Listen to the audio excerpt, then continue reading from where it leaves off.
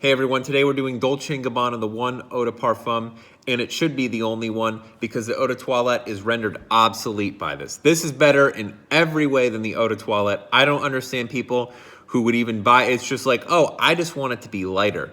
This is already pretty light. This is my favorite designer. This is to my nose, this is a 10 out of 10 scent. And I know some people are like, oh, you have no taste. But look at my other videos and you'll see I've got some taste. I'm just saying as far as a designer scent, this is really nice. The performance, not so much. Even the parfum concentration.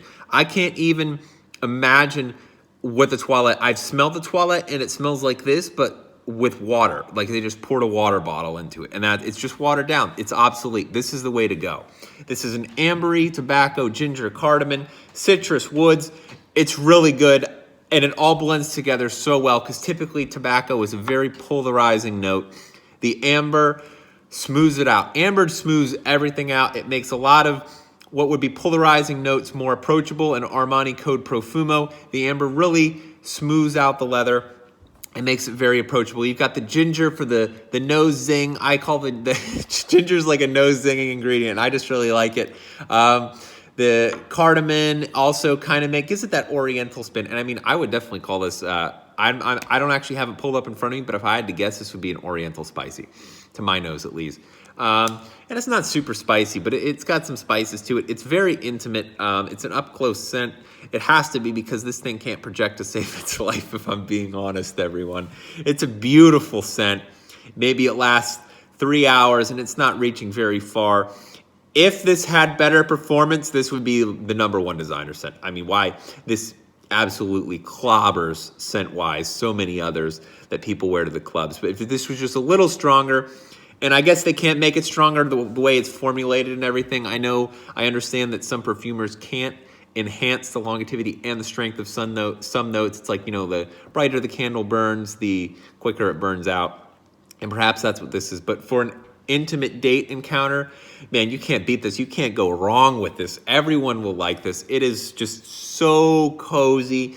It's kind of a, Mason Margiela Jazz Club. This is the Jazz Club would be the niche version of this. So if you smell Jazz Club and you haven't smelled this, that's the niche version of this. It's a little less approachable, a little more challenging. This is it on easy mode that everybody likes. I wouldn't call it boozy. Because Jazz Club has some booze to it, admittedly, and this leans a little more toward the tobacco side, and it's rounded out by that amber. You could maybe say it's slightly boozy, but there's nothing in there that's making it overtly boozy. I feel that you can just rope boozy into like those tobacco amberies. Oh yeah, I can boozy. It's great for kind of a quieter bar, date, dinner.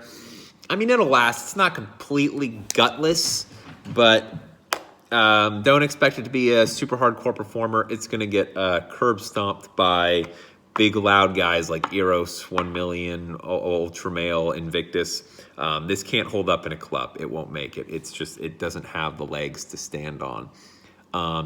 But this is much more appropriate. This can be used lots of places. This can be used during the day. This is work safe. This is everything safe. So while the others are really good at their niche of being in a club, they would be vastly inappropriate for anything work, daytime. Like, why are you wearing that in the day? Why are you wearing that in the office? Why do you smell like an exploded pear? But this is something that's just cozy and it sits close, so it's not going to go offend people's noses, even though it's got zingy ginger. I don't know, that's just funny. But yeah, I would say if I feel like I could have a full bottle of this, but I'm just so averse to going the designer route. That's kind of how I started, but it's not the direction I want to go in. But I will say I have to concede it is full bottle worthy. It really is. It's such a great designer scent, but for the money, I would rather put it somewhere else. So I'm very happy with this decant. I use it conservatively. I don't want to use it all the time. I just want to save it for, when I just want something just really nice and cozy, because some of my other antisocial niche scents aren't quite as cozy as this. So it's really good to have on hand. Maybe when this runs out, I'll get a slightly larger decant. This is a 5 mil. Maybe I'll get something like, I don't know, a 10, a 15, just to have a bigger reserve if I want it, because I do really like it. I like having a more diverse and strange collection. That's just me as an eccentric collector. But I mean, I could recommend this to anyone. Everyone likes it. It's a 10 out of 10 designer scent. As far as designer goes, almost everyone will love it and say, wow, what is that? That's really good. But you got to get close enough for them to smell it because it can be a little difficult to smell. But definitely get your nose on it. And I'm sure a lot of you have already smelled it and you know it's good. I fully endorse it for full bottle worthy. If you're just looking to stay designer, you're not looking to go into the niche world. Until next time, guys. Thanks.